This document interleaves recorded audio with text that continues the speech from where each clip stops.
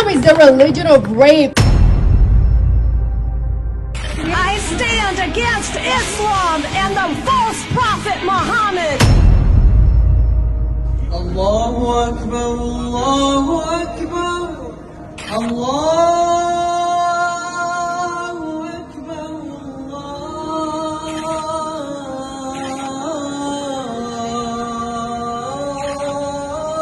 Akbar. That Prophet Muhammad was 50 or 53 years old when he sexually penetrated Aisha. कभी एक दौर था जब दुनिया कहती थी ब्रिटिश साम्राज्य पर सूरज कभी अस्त नहीं होता, लेकिन आज वही साम्राज्य अंधेरों से घिरा अपनी पहचान बचाने की जद्दोजहद कर रहा है।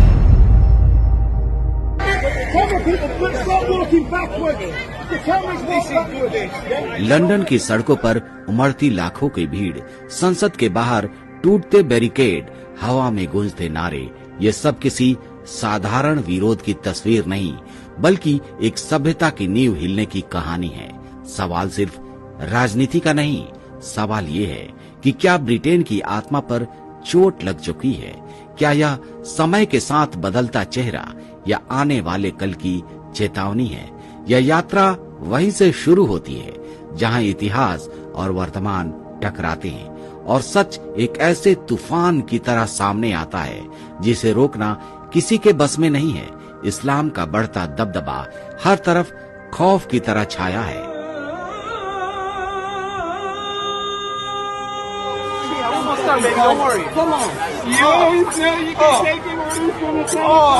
और जिस लंदन को कभी अपनत्व का नाम दिया जाता था, आज वह अपने ही भविष्य पर सवाल खड़ा कर रहा है। क्यों एक पाकिस्तानी मुसलमान महिला को गृह मंत्री बनाने पर पूरा ब्रिटेन आग बबूला है? ये है आज का लंदन, वही शहर जिसे कभी स्वर्ग कहा जाता था, अब वहीं गलियां आग के सामने खामोश खड़ी हैं। संसद के बाहर टूटते बैरिकेड, हवा में उठता हुआ धुआं, दरकता भरोसा, उम्मीदें बिखर रही हैं, चेहरे कांप रहे हैं, भीड़ चीख रही है, बाहर जाओ, देश से बाहर जाओ। ये आवाजें सिर्फ गुस्सा नहीं है, ये चेतावनी है। कुछ बदल रहा है, पहचान खो रही है, आजादी छीनी जा रही है। 13 सितंबर की सुबह लंदन शांत था, मानो इतिहास की किताबें बंद हो और शहर अपने रूटीन में डूबा हुआ हो। लेकिन दोपहर तक वही सन्नाटा गरज में बदल गया। वेस्टमिंस्टर ब्रिज से लेकर ट्रैफलगर स्क्वायर तक इंसानों का एक ऐसा समंदर उमड़ा जिसे रोकना नामुमकिन था। लाखों लोग झंडे लहराते हुए, गले फाड़कर एक ही आवाज में चिल्ला रहे थे, ब्रिटेन को वापस दो। यह आवाज सिर्फ गुस्से की नहीं थी, यह उस बेचैनी की गूंज थी कि कहीं उनका देश, उनकी संस्कृति, उनकी पहचान उनके हाथों से फिसल न जाए। सब मिलकर मानो चेतावनी दे रहे थे कि जब जनता सड़कों पर उतरकर सत्ता को घेर लेती है तो ताकतवर भी कांपने लगते हैं।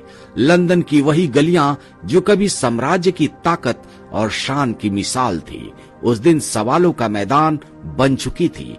लोग सोच रहे थे, क्या यह लोकतंत्र की असली ताकत है या आने वाले कल का सबसे बड़ा तूफान?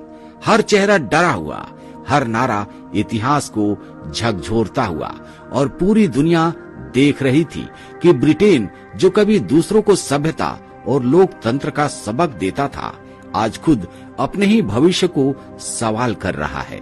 यह दिन महज एक विरोध का नहीं था, यह उस मोड़ का था जहां इतिहास करवट लेता है और आने वाले कल की कहानी बदल देता है।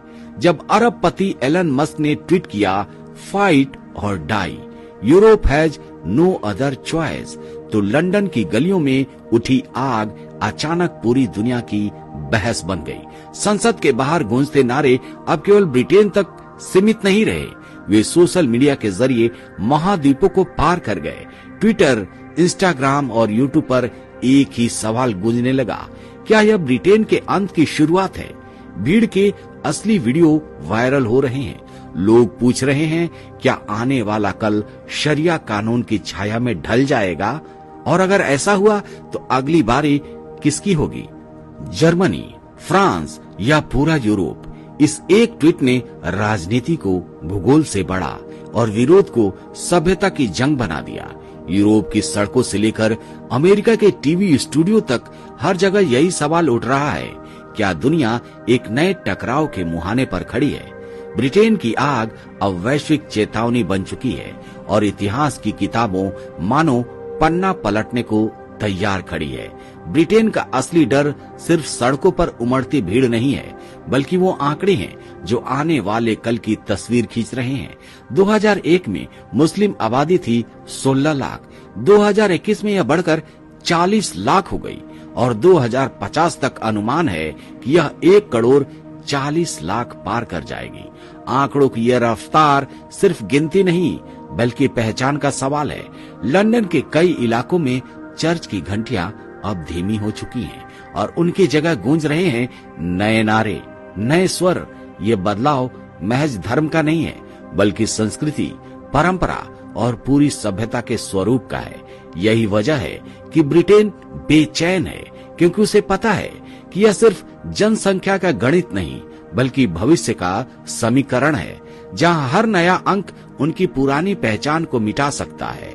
और जब संस्कृति संख्या से हारने लगे तो पूरी सभ्यता अपनी जड़ों तक हिल जाती है। यही वो डर है जो सड़कों पर नारे बनकर गूंज रहा है और संसद की दहलीज तक कंपन पहुंचा रहा है। एक चेतावनी कि आने वाला कल आज से बिल्कुल अलग होगा। आज ब्रिटेन में 85 से ज्यादा शरिया अदालतें चल रही हैं, जहां तलाक, संपत्ति और विवादों का फैसला ब्रिटिश कानून से नहीं बल्कि धार्मिक पैनल से होता है।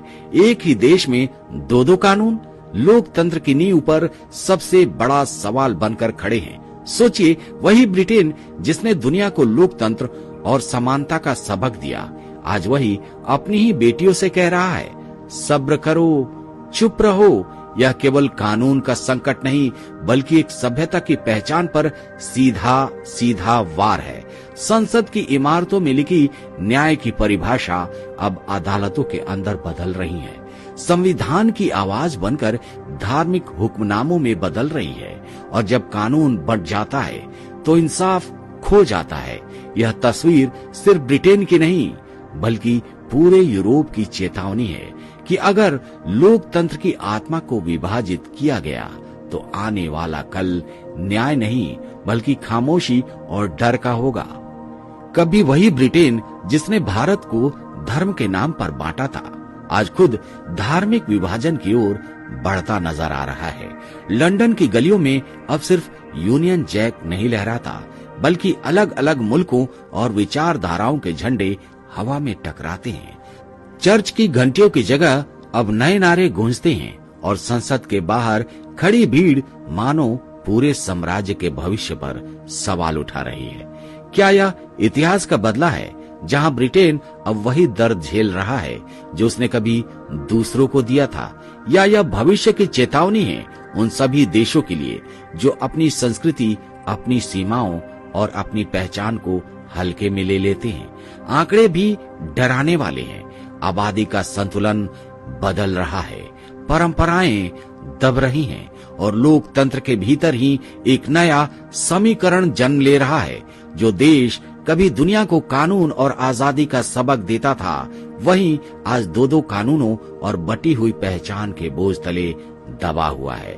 लंदन जो कभी साम्राज्य की शान और सभ्यता की राजधानी कहलाता था, अब अपने ही भविष्य से पूछ रहा है, क्या यह महज वक्त का खेल है या वह संकेत है जब सभ्यताएं अपने मूल्यों की रक्षा करना भूल जाएं तो उनका अंत तय हो जाता है। यही है ब्रिटेन की बदलती तस्वीर, संस्कृति बनाम संख्या, पहचान बनाम राजनीति। और यही कहानी अब सिर्फ एक देश की नहीं बल्कि पूरी दुनिया की चेतावनी बन चुकी है। भारत दुनिया का सबसे बड़ा लोकतंत्र, सबसे पुरानी सभ्यता और सबसे विविध संस्कृति का देश है, लेकिन आज आंकड़े एक गहरी चिंता की ओर इशारा कर रहे हैं। प्यू रिसर्च की रिपोर्ट कहती है कि सन 2050 तक भारत दुनिया का सबसे बड़ा मुस्लिम देश बन सकता है। ये सिर्फ एक आंकड़ा नहीं है, बल्कि आने वाले समय की तस्वीर है, जिसकी छाया पहले से ही बंगाल, असम और केरल जैसे राज्यों में साफ देखने को मिलती है। जनसांख्यिकी बदलाव ने वहां की राजनीति, समाज और संस्कृति की दिशा बदल दी है। वो कहीं मंदिर पर रोक की खबरें, कहीं त्योहारों पर पाबंदियां, कहीं सांस्कृतिक टकराव, ये सब मिलकर मानो चेतावनी दे रहे हैं कि बदलाव सिर्फ कागजों पर नहीं, जमीन पर भी दर्ज हो रहा है। सवाल ये है कि क्या हम भी वही गलती दोहरा रहे हैं जो कभी ब्रिटेन ने की थी? क्या हम भी अपनी संस्कृति और अपनी जड़ों की रक्षा को हल्के में लेकर उस मोड़ तक पहुंचेंगे जहां पहचान ही सवाल बन जाए?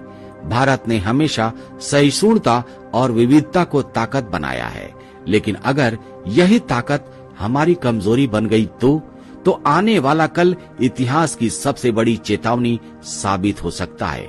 सभ्यताएं तब टूटती हैं जब वे अपने मूल्यों की रक्षा करना भूल जाती हैं, और आज भारत एक ऐसे मोड़ पर खड़ा है जहां इतिहास और भविष्य दोनों हमें आईना दिखा रहे हैं। ये सिर्फ राजनीति नहीं, बल्कि अस्तित्व का प्रश्न है, और इस प्रश्न का जवाब आने वाली पीढ़ियों का भाग्य तय करेगा। प्रधानमंत्री श्री नरेंद्र मोदी ने कभी कहा था, घुसपैठिए देश के लिए सबसे बड़ा खतरा है। उस वक्त बहुतों ने इसे सिर्फ एक राजनीतिक बयान मानकर नजरअंदाज कर दिया था, लेकिन आज जब ब्रिटेन की सड़कों पर विद्रोह की आग धधक रही है, जब संसद के बाहर नारे गूंज रहे हैं और पहचान पर सवाल खड़े हो रहे हैं, इतिहास यही सिखाता है कि सभ्यताएं बाहर से नहीं टूटती, वे भीतर से खोखली होकर गिर जाती हैं, और यही खतरा भारत के सामने भी है। आंकड़े बताते हैं कि जनसांख्यिकी बदलाव तेजी से हो रहे हैं। सीमाओं से लेकर छोटे कस्बों तक अवैध घुसपैठ धीरे धीरे पूरे परिदृश्य को बदल रही है। बंगाल, असम और केरल जैसी जगहों पर संस्कृति और समाज का संतुलन डगमगा रहा है, और यही समय है जब हमें तय करना होगा कि आने वाली पीढ़ियों को चेतावनी देंगे या सुरक्षित विरासत देंगे। ब्रिटेन की गलियों में अब एक ही आवाज गूंज रही है, एनफ इज एनफ। यह केवल नारों की गूंज नहीं, यह जनता का विद्रोह है। भीड़ कह रही है, अब चुप्पी नहीं, अब प्रतिरोध। यह लड़ाई सिर्फ ब्रिटेन की नहीं, यह हर उस समाज की लड़ाई है जो अपनी संस्कृति, अपनी पहचान और अपनी आत्मा को बचाना चाहता है। इतिहास गवाह रहा है दोस्तों कि जब सत्ता जनता की पुकार अनसुनी कर देती है, जब कान बंद कर लेती है और आंखें मूंद लेती है, तब जनता सड़कों पर उतरकर इतिहास की दिशा बदल देती है। संसद के बाहर गूंजते ये नारे किसी एक देश का शोर नहीं, बल्कि एक पूरी सभ्यता की चेतावनी है। झंडों का सैलाब, गुस्से से कांपती भीड़ और टूटते भरोसे का शोर, सब मिलकर यही कह रहे हैं कि अब सीमा पार हो चुकी है।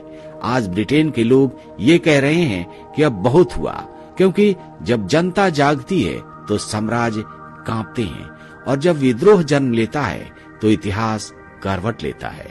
दोस्तों, ये कहानी सिर्फ ब्रिटेन की नहीं, ये कहानी उस देश की है जो सोचता है कि हमारे साथ ऐसा कभी नहीं होगा, लेकिन इतिहास बार बार यही साबित करता है कि जो जागते नहीं हैं, जो लड़ते नहीं हैं, वो मिटा दिए जाते हैं। आज ब्रिटेन की सड़कों पर जलती आग हमें आईना दिखा रही है। कल यही आग किसी और देश की गलियों में भड़क सकती है। अगर चेतावनी को अनसुना किया गया, अब वक्त है भारत जागो, अपनी संस्कृति की रक्षा करो, अपनी सीमाओं की सुरक्षा करो और अपनी पहचान को मजबूत बनाओ। मंदिरों पर रोक और त्योहारों पर विवाद की शुरुआत अगर अभी नहीं रोकी गई तो इसका अंजाम वही हो सकता है जो आज ब्रिटेन भुगत रहा है।